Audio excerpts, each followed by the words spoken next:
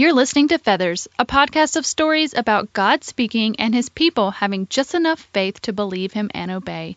I hope these stories inspire you and encourage you to take flight in your own faith. I'm your host, Amy Bennett, and this is Season 3, Episode 15.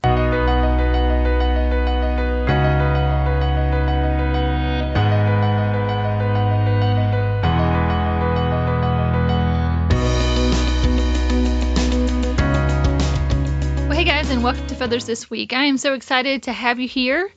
This week we have Annie Downs. Annie is a blogger, an author, and a speaker. She is an absolute blast. I met her a few times in person, and she is every bit as amazing as she seems online. She's one of those people that I think everyone wants her as their BFF. So let's go ahead and get started and get into the conversation with Annie. Well, hey Annie, and welcome to Feathers today. Hi, thanks for having me. Oh, I'm so glad that you're here. I would love for you to introduce yourself. Sure. Yep. My name is Annie Downs. Annie F. Downs is the best way to find me. Did you know there's actually a famous Annie Downs who is a quilter?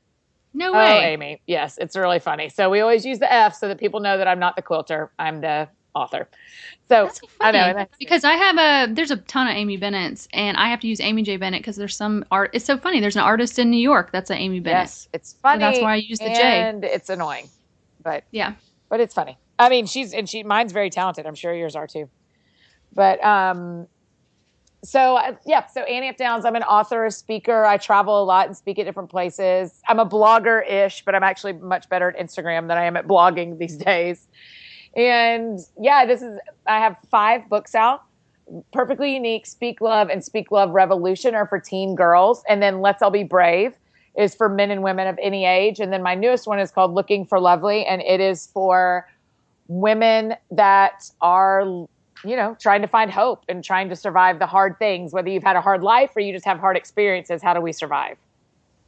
Right. And so I've spent several hours the past week reading both those last two, Let's All Be Brave and Looking for Lovely. And they are so good, and everybody should go buy a copy of both of those. I do not disagree. And that's actually why the covers look the way they do. Let's All Be Brave was first, and it's like a khaki cover with the Nashville skyline across the bottom. And when we decided on Looking for Lovely, and when I'd written the majority of the book, we wanted a dark blue cover because I want them to stand next to each other and look like night and day. Yes. And actually, we'll talk about it more, but actually I could see the night and day difference between the two. It was very interesting because I read Looking for Lovely first. Okay. And then after, I guess you talked about it at the end a little bit about Let's All Be Brave, and I hadn't read that, so I was like, I'm going to go back and read that, because that's really, Let's All Be Brave is really the message of this podcast. Yeah. And I'm like, it'll be right up my alley. And of course it was. But I noticed, so in Let's All Be Brave, and we're getting way ahead of ourselves because the listeners won't know what either book is about, but right. I noticed, so Looking for Lovely is just in general, I would say, about perseverance and not quitting. Yes. And so I had gone through Looking for Lovely, and you had got to the end of that book and said, I'm not a quitter. I'm a finisher. Right. And I noticed, I went back and read Let's All Be Brave. And there's a couple times, and maybe just once, you said, I'm a quitter. I just quit. Yeah. You said that in Let's All Be Brave. And I'm like, no, you're not. You don't even know what's coming. Yeah, that's right. Oh, that's so interesting. Yeah. So you can actually see the evolution between the two. So that was kind of cool to see. That's really cool. Thank you for sharing that. Yeah, so let's back up for the people listening. So your Let's All Be Brave is really kind of the heart's cry of this podcast, is to listen to what God is calling you to do, no matter what that is. Being a stay-at-home mom, being kind to your neighbor, whatever it is, and doing the thing, because a lot hinges on it. Yeah, so and then you kind of look at that from a lot of different angles. And it was so funny because you have one chapter in there called Yes, so be brave in your yeses. Mm-hmm. And you finish that, and then the next chapter is called No. And I'm like, wait, you just told me to be brave and yes. That's right. Well, I did that on purpose because I didn't want anyone to feel like I was trying to define their courage. Mm-hmm. Do you know what I mean? So I didn't want someone who felt like it was hard to say yes to think that was the only brave thing, or someone who thought it's easy to say yes and hard to say no, go, yep, I know, I'm great at saying yes, so I'm already brave, right? I wanted people to read it and go, oh, it's both. Interesting. Yeah, because sometimes you're walking towards something and you need to step into that. Yeah. But sometimes what God's asking you to do is to walk away from something. Yes, that's So you exactly have to right. say no. That's why there's Yeah. also a hold on and a let go. Because when Yes. people read the book, I want them to go, oh, yeah, I think God's telling me to let go. Or, oh, yeah, I think God's telling me to hold on. Right. And it is both. So I love that you kind of, it's sort of like a, I don't know, a 360 look at being brave and stepping out there. Yeah. And also with the different, like with your words and your talents and all of that. Yeah, that's right. So I would love for you, because this podcast is so story driven, and what's going on with your life, to tell us a little bit about the stories that you shared in Let's All Be Brave. Like, what were your brave things? I'm going towards your moves. Yeah, so I grew up in Atlanta, went to college at the University of Georgia, and then moved back to the town I grew up in. And that's all great, and that's all well and good, and that was the right choice for me. But I never lived outside of the state in which I grew up in, right? And so then I decided to move to Nashville. And when I moved to Nashville, I know it's only one state away, and it's only 3 hours by car. People go much farther more often when they're trying to go to like college, right? I was like 28 and panicking about driving 3 hours north and moving away. But I did. I mean, I just kind of packed up my life and moved to Nashville to give it a try, to see, could I make a life in this town, and could this be the place for me, and where I should pursue writing and kind of pursue that life. And so I did. In 2008, I moved to Nashville. And then in 2011, I had the opportunity to move to Scotland, to Edinburgh, to help with a church plant. And you know what? It was so much easier to move to Edinburgh than it was to Nashville. What? Yeah. Oh my gosh. Significantly easier, because God had already shown me when I moved to Nashville how he handles my moves. Do you know what I mean? Oh, that's so good. I just heard Stephen Furtick, I think. Yeah. He was talking about looking at your current struggles, or looking back at your past victories into your current struggles. I don't know if I'm saying that right. Yeah. But it's just knowing that God was faithful in that same kind of situation. Like, you can know that he was faithful and he will be faithful. Yeah, that's right. That's exactly right. And so because I knew what he had done for me in Nashville, I was not near as scared of Edinburgh. I was sad to leave my Nashville friends, but I wasn't scared, because I was like, well, I am going to be fine. I've already seen this. I'm going to actually be fine. So, wow. I know, isn't that crazy? So I was in Edinburgh for 2 months, came back for 4 months, moved back for 6 months. And then I've been here in Nashville since November of 2011. So I've been back for 4.5 years. Wow. And I think that's actually when I found you online. I think you had moved back. Oh, wow. And when was Perfectly Unique? Yes, published? Perfectly Unique was published so I moved back, get this. I moved back November of 2011, had no idea what I was going to do for work. I thought, the book stuff's done, no one's going to publish this, whatever. And then about 3 weeks after I moved back, we got an offer from Zondervan for Perfectly Unique. And then about 2 weeks after that, we got an offer from a speaking tour called Girls of Grace for teen girls. Mm-hmm. And all of a sudden I was like, well, that's what we're doing next. Okay. Because the tour was 2 weekends a month, every month. And so between that and the writing, that was going to be enough to be my job. I was like, oh my gosh, I cannot believe this is happening. And so then the book came out in August. Perfectly Unique came out in August of 2012. Okay. So that is, I think right when you got I feel like this is kind of crazy. It's all coming back to me now. But did you post a picture maybe of you signing the contract? For sure I did. Perfectly Unique? Yeah. I think that was the post that I was introduced to you. Oh my gosh, that's so fun. Yeah, it's me and I think maybe somebody had tweeted. Yep, I do remember that. I think maybe somebody had tweeted a congratulations to you. Yeah. Probably Emily Freeman, or I have no idea. Yeah, probably Emily. She's very sweet. Yeah. So anyway, I've been kind of following you since then. But you've been around. You've been around for the fun part. Nice timing. Yeah, but what I think is interesting. So you did Perfectly Unique. So you're back you write Let's All Be Brave. No, next comes Speak Love.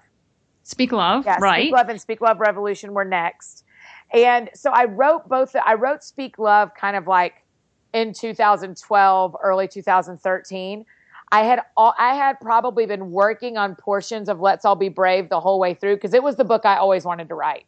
I mean, Let's All Be Brave still, and I love Looking for Lovely, and it is my favorite book I've ever written today because it's the most Annie, it's the most connected with my current life.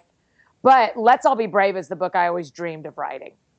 And so I worked on that anytime things were down. Like anytime I was between projects, I worked on Let's All Be Brave. But then I actually got contracted for it at the end of 2012 and wrote it and turned it in 13, and it came out in 14. Okay, so you have gone through this time. You've done the brave things. You've moved. And by the way, I've had somebody on the podcast who is from Scotland, and her whole story was about coming to America. No way! I love it. What part of Scotland was she from? Do you remember? Oh gosh, no, I don't. Okay, that's okay. No, Sarah Travis, if you want to look, if you want to look her up. But yeah, and I just loved listening to her. I mean, she could have talked to me all day. Yeah. I mean, just because I love their accent. Oh, but, gosh, kidding. Yeah. So that was kind of funny. We'll have somebody that went to Scotland on this one. Right. That's right. Opposite. Yeah. So you did you did the brave things. You're writing books, but this is where I think Looking for Lovely kind of comes in because, from what you're talking about in Looking for Lovely, things started to sort of break down personally, for you. And then it was time for you to do a new brave thing. So I would love for you to kind of set up where Looking for Lovely came from, why we need to look for lovely, and what was going on that kind of led you to need to do that. Yeah. So yeah, it's easy. That's why it's still 100% true for me to say, I always dreamed of writing Let's All Be Brave. I never imagined I would have to write Looking for Lovely. Right? Yeah. And I have to say you really put yourself out there with this book. Oh, thank you. I hope that I'm glad that's true. I was about to say, I hope that's true, but you just said it, so I'm going to believe you. I hope that's true. It felt that way when I was writing it. It felt like I was kind of, because you know what happened is that I went through and I was writing, Amy, and when I write a book, I outline it on the wall and like on poster boards on my wall in my office. And I was outlining Looking for Lovely, and I started going like, oh, well, in order for someone to understand that, I have to back up and tell that story. Okay. And then, well, for them to understand, I have to back up and tell that story. Wait, those two stories are connected. Wait a minute. And I mean, it was almost like a Beautiful Mind kind of thing, right? Where all of a sudden you're like hanging red string between each of the poster boards. But really, it's almost like I got to remove myself from my story, stand back and write it and go, God did an amazing thing with this story. I'm lucky I got to live it, but I also feel really lucky that I got to write it because I appreciate it more because I wrote it. So what happened is I turned in Let's All Be Brave in July of 2013. And I pretty much had a meltdown when I turned it in. I felt it coming. I felt really bad. I knew something was off, but I didn't know how to put words around it. But I had a relationship. I was in a relationship. I'm single, but I was dating somebody at the time that it was just confusing and it wasn't working out. And then work felt really hard outside of Let's All Be Brave. Let's All Be Brave had been really challenging to finish and to write, more than I ever thought it would be. And I had a friendship issue too. It just felt like every area of my life had something going wrong. And so I wanted out. I mean, I just wanted out, and I wanted to quit all the things. I just didn't want to have anything to do with any of them. And so I bought a flight to Florida, and I just left. I didn't tell anybody where I was going. I didn't tell anybody I was leaving. I just left.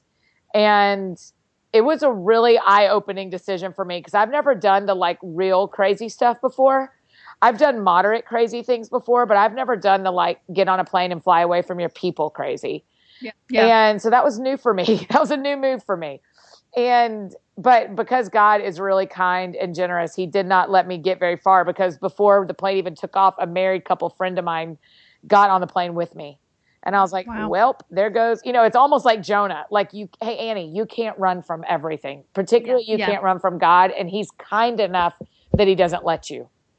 Right. And so I just couldn't run. I couldn't run any farther. And My friends spoke a lot of really good truth to me, and I called some other friends when I got down there and told them what I'd done, and we all kind of unanimously decided I needed to go to counseling, which is great.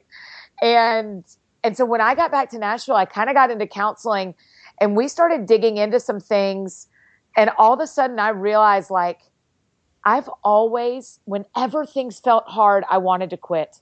And I always found a way out of the hard instead of through it. So I didn't have to deal with it, but I also didn't get the benefits of it. And so I decided with my counselor, and I kind of co-decided, and my friend's like, okay, I want to be different than that. I don't want to live like that anymore. And so that's what happened. And so that's where Looking for Lovely really came from, is what happens when you have a breakdown, or what happens when something feels like it's too hard or lasting too long or not what you wanted. How do you survive it? And I think you survive it by finding the beautiful things in the everyday, by finding the beautiful things in the middle of the hard. It's not a Pollyanna story, right? It's not like, look, everything's beautiful, you're fine.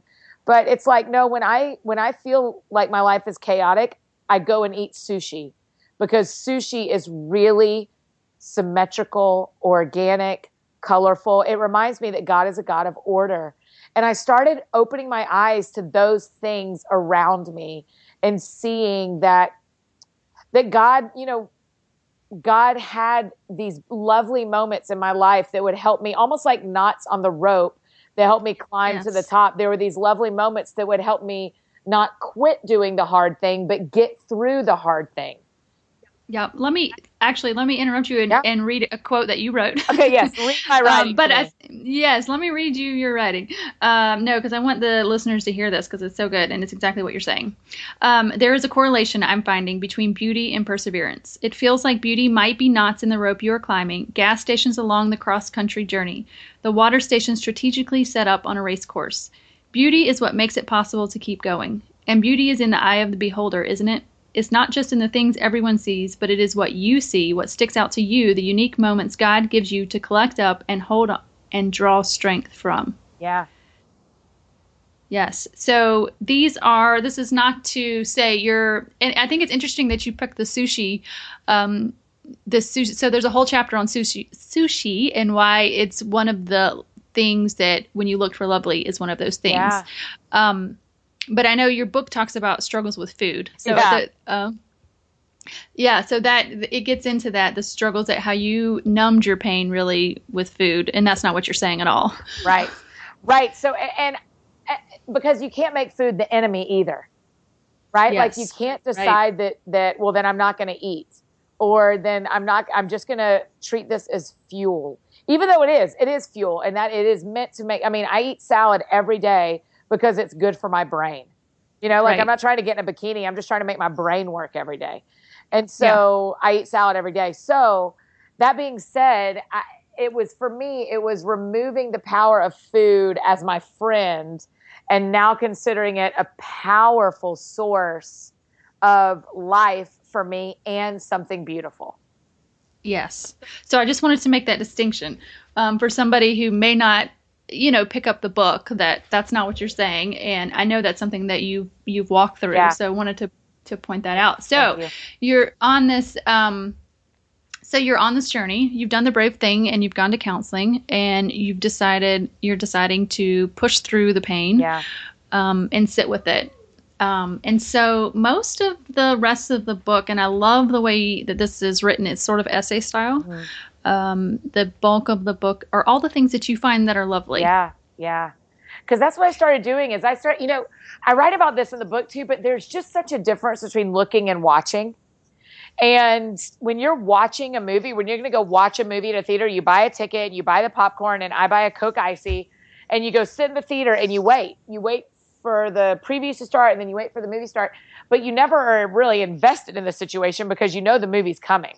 There's no question about it. But when you're looking for something, like when you're looking for your kid at the mall who's lost, or when you're looking for your phone if it's lost, or when you are looking for someone that you're trying to find in a crowd at a concert, that's really active.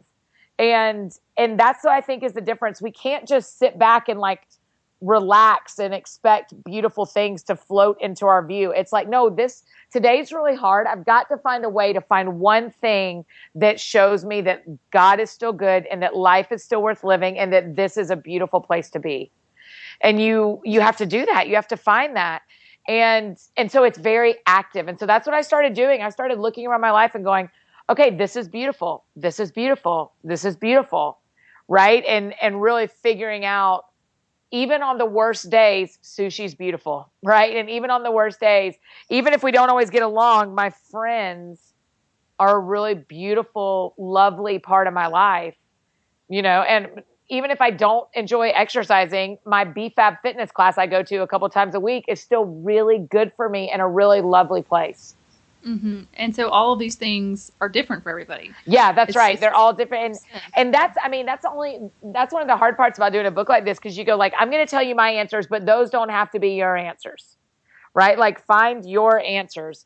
And that mattered to me. That I needed to be able to say to people like, this is true of me and these are my people and this is my world, but you're going to find beauty. Like I wrote a whole chapter on sunrises. Your thing may be sunsets. It is. Right. And so then you go like, good. Then that's the same. Annie's saying the same thing to both of us. Right. Like if it's sunrises, that's great. If it's sunsets, that's great. Yeah. And I have to tell you a story about this. It's after reading the book this weekend, I was at Aldi and I don't know if you guys have Aldi. Yeah. I know of it. Okay. So we have Aldi and sometimes they have flowers, like little bouquets are like $3.99. And I have always said, I put this on Instagram the other day, actually. I have always said, like, don't buy me flowers. Like, flowers are such a waste of money. Like, don't do that. But after sort of paying attention, and I've kind of been doing this, the past couple of years, but then reading your book, it really, grabbed me. I realized that flowers are my thing. Like, really? They're the thing that I look at, and the color and the pattern and just the way they can be arranged. And I realized that standing in the grocery store, I'm like, I'm just going to buy myself the flowers. Like when I look at them, they remind me that God is awesome, that God, values creativity and color and pattern and beauty. And that's worth every penny. Yeah, that's exactly right. I feel the same way about getting my nails painted. And I truly feel the same way. A lot of what you're saying about flowers, like, especially like we have Trader Joe's and you can get a bouquet for $7. Right? Like, okay, so I won't go to Starbucks twice this month and I will instead have a bouquet of flowers in my house for 7 days because that is a beautiful little part of my life. Yeah, I totally get it. And I was going to bring up the nails too. I love that chapter because for you, and you can talk a little bit, your nails are an indicator of actually your internal health. Can you talk a little bit about that? That's true for me. I think we all have different thermometers. Like, I also notice in my life that when I'm short with people, when I'm rude, I'm like, oh, what's going on the inside? Like, why are you acting like this? And I know, but with my nails, I started to notice a couple of years ago that when I would bite them down and when I was messing with them, it was because I was having some internal turmoil as well. And I hadn't realized that before. And so now I watch them really closely. If I pick at them too much, I'm like, okay, you need to listen to that because you're feeling something.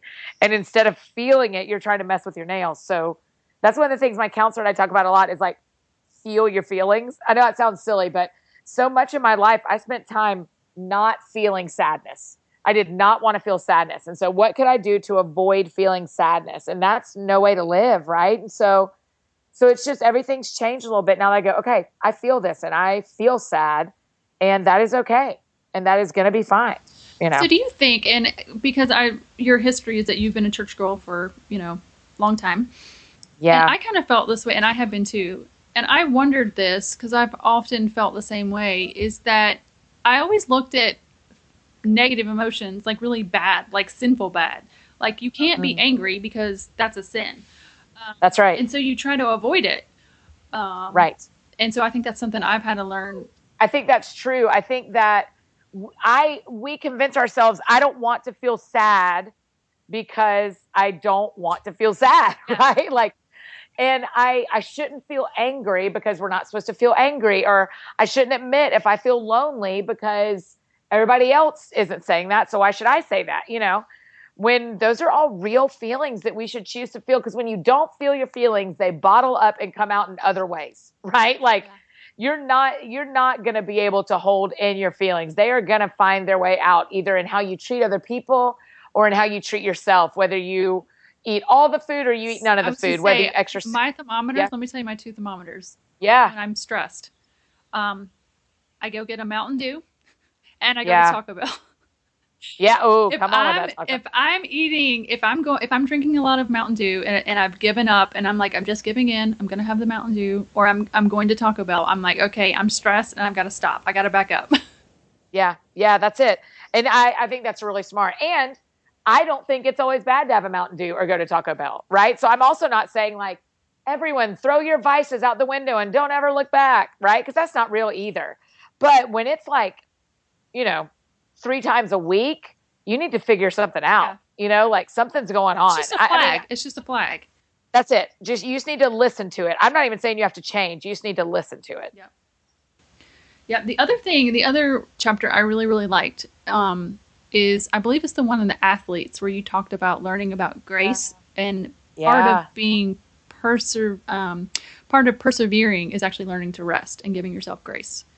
Yeah, and saying that stopping is not the same as quitting. Yes, can you talk about Yeah, for sure, because I didn't realize like especially when it came to working out kind of things, I just watched all these athletes that I'm friends with.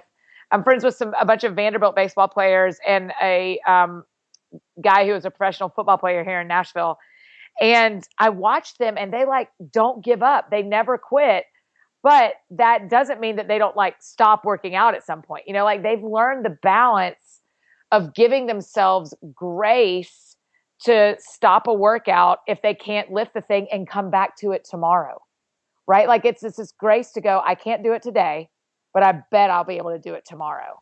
Whereas like I always thought of quitting as like, I can't do it today. Well, I can't do it. Yeah, exactly. And I always thought athletes were like, oh, I could do everything. Here we go. Right? And that's not how they are. That's not how they live. So they go like, I mean, I can do everything, but it may take me 4 days, but I won't give up on those 4 days. I'll try for 4 days, whereas I used to after one. Yeah. So the last one that I absolutely wanted to touch on, because I followed your journey, is the one about gardens.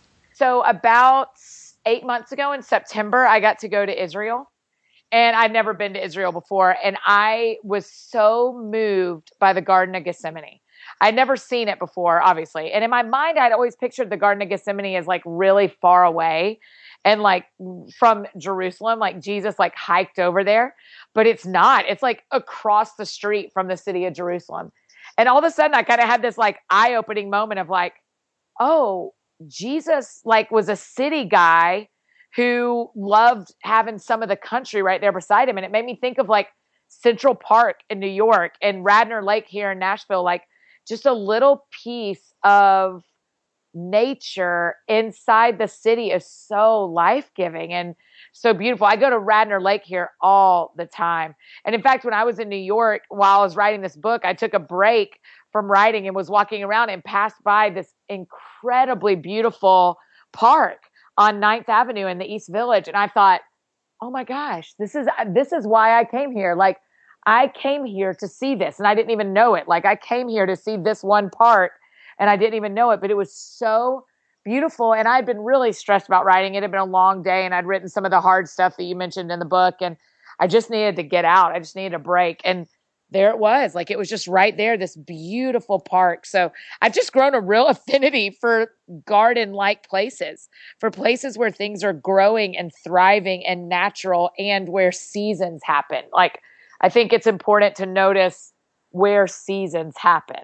Yes. And so you mentioned Radnor Lake. And so I know you talk a lot about visiting that, and I love it. It's like it literally next time you come to Nashville, you have to. It's like the dearest, most lovely little spot in the world. I'm so addicted to it. Yeah. So I love this. So we've mentioned a couple of things that you have found lovely, and so I think what the message of this book is that life is hard.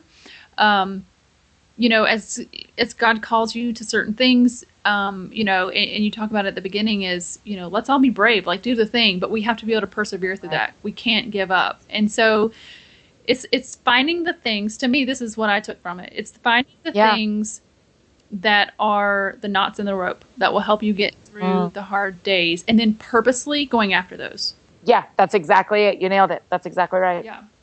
And so you've gone on this journey. It like you said, it took you a couple years to write this book. So as you look back, you've healed. I love the end of the book. Yeah. You've really been able to push through and have gone through this journey and Yeah. and really healed. Yeah. I mean, that's the truth is that one of the things people do when they write books is they get famous people to write endorsements. And it makes tons of sense. I've done it for all my books before because what you're doing is you're going, hey, do you know how you already trust this person? Well, they are saying you should read my book. So read it. And so you get people that are already known by the readers to tell people why they should read your book. But with this book, I wanted something totally different. With this book, I wanted my real life friends. That's why they're called friend endorsements instead of endorsements. This book, I wanted my real life friends to say to people, this story Annie's about to tell you is true, and we saw it. And we know she's different, and she's different than she's ever been before, and we were there, so you can believe it. That's what I wanted more than anything else, so that's really fun. That's fun to be able to share that, and to share my friends with the world like that. But yeah, I'm totally different. I'm just not the same girl I was when this whole process started, and I'm grateful. And, I say at the very beginning of the book that this book contains like the highest highs and the lowest lows of my life, fully understanding that I have a lot of life left, right? Like I'm aware that I'm only 35 and I'm probably in the first, third of my life, and I have a lot of life to go. But so far, this book really holds the most transformational story that my life has ever known. Yeah, and it's so apparent, like I said at the beginning, that you really put yourself out there. And I just think it's so important for people to see that, you've done the brave things, you've moved to Scotland, you had already written several books, and yet you still had this to deal with. So we're never, and Yeah. you speak to this at the end, is that you're never finished. Like, so I think the message is, we all have stuff, and it's okay. It's okay to still have, you're not going to always have it together. Yeah, that's right. And if you do, I would love for you to teach me how. Because I can't find anybody that always has their stuff together. Yeah. But you do go through these seasons where I think God sort of takes you, I don't want to say to another level, but maybe. Yeah, no, you're right. I mean, that's growing up, right? Growing up is you go up to another level and you stay there and you learn how to live there and you go through the hard things and you go through the good things. And then something, for me, usually pain, catapults you to the next level. Yeah. Yeah, and so I would love to finish out in the epilogue of the book. It's entitled "This Is My Song," and it was one of my favorite chapters. I mean, I just love the whole book, but it's one of my favorite chapters, and I'm glad you wrote it. But I think it's funny that you said right before the epilogue, it says, "I'm not near fancy enough for an epilogue." Yeah, I'm not, right? I mean, that's just the truth of Annie. Yeah. No one can read that book and go like, yes, she's deserving of an epilogue. But when you have one more thing to say, you epilogue. Yeah, well, I'm so glad you did, because it was, I kind of cried my way through it. I told you that a little bit earlier, but yeah, it's called "This Is My Song," and I asked you ahead of time, but I wondered if you'd be willing to read one of my favorite parts. Yes, of course. Yes. And this is from the epilogue. I'll start. Let's see. As I'm listening, I tell God I want to sing him a song. I want a song that speaks of this season, to the healing he's done in me, to the work I know he's completed in my heart. What is the song I want to sing to him? And there on the path, I start to think of you, and I start to think of what I would sing to you about Jesus if this wasn't a terrible idea for your ears. And here's what came to my mind. I would sing that he is a miracle worker, even when you aren't seeing it.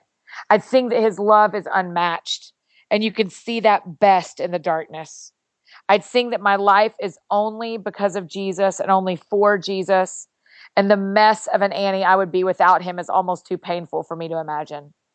I'd sing over and over again that he knows me better than I know myself. And for all the hard days and all the confusing moments and all the pain I've faced, I wouldn't trade a minute of it because of how I know him now. I'd share a verse about how he can be trusted and how God is your Father and Jesus is your best friend and the Holy Spirit is here to comfort you.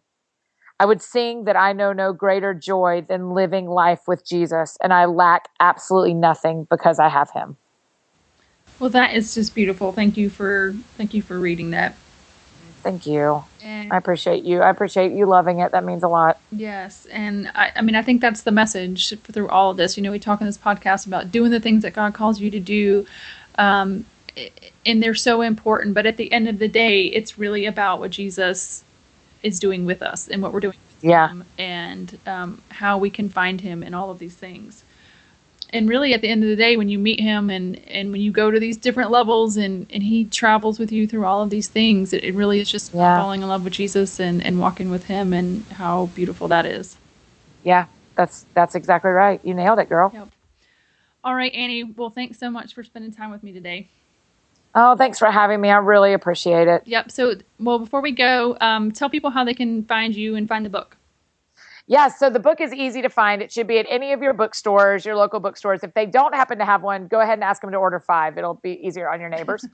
And you can get them at Barnes & Noble, at your local Lifeway stores. You can also get them online, Amazon, Barnes & Noble. They're all there. All the information is kind of put together for you pretty easily at lookingforlovelybook.com. And then to keep up with me, I'm Annie F as in fancy, Annie F Downs. And that's me everywhere. AnnieFDowns.com is my website.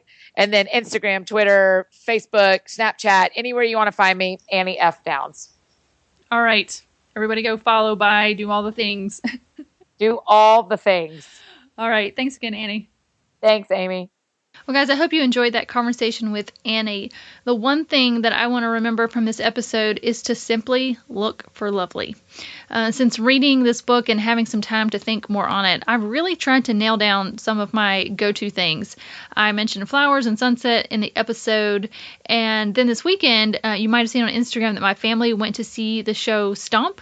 It's really hard to describe, except that it's like drumming, tapping, and dancing all combined. Nobody says a word. There's not really music, but they just make music with all kind of things, whether it's brooms or newspapers or trash cans, whatever it might be. It's really pretty amazing. It's one of those times where you just sit back and you just audibly say, oh my gosh, that is so amazing. You're like hitting your husband in the arm. Like, can you even believe what we're seeing right now? And I realized this weekend just how much I love percussion. Yep, that sounds a little bit nerdy, but I love percussion. So my dad played the drums when he was younger in church, and when I met my husband, he played the drums in the marching band. And I loved going to the marching band competitions even after I was out of high school. And, those Facebook videos that go around with the drum lines, they're just so astounding to me. So, I hear these things and it might sound strange, but I just think like there has to be a God because of the talent in those people. I mean, it's just like a miracle to me that people can have that kind of rhythm and move their body like that. I mean, I have some rhythm, but it's not like that at all. But what I'm just trying to say is that sunsets and flowers and music, it all for me points back to God. And just like Annie said, when we're going through hard times, even when we follow God in faith, we can point back to these things and remember that God is real, God is good, and we can just keep going. It's just like Annie said, they're just like knots in a rope we're trying to climb. It just helps us keep going. So I really hope that this episode has encouraged you to just keep going in whatever God has called you to. So guys, don't forget you can check out the show notes over at featherspodcast.com. Thank you so much for listening, and we will see you next time on Feathers.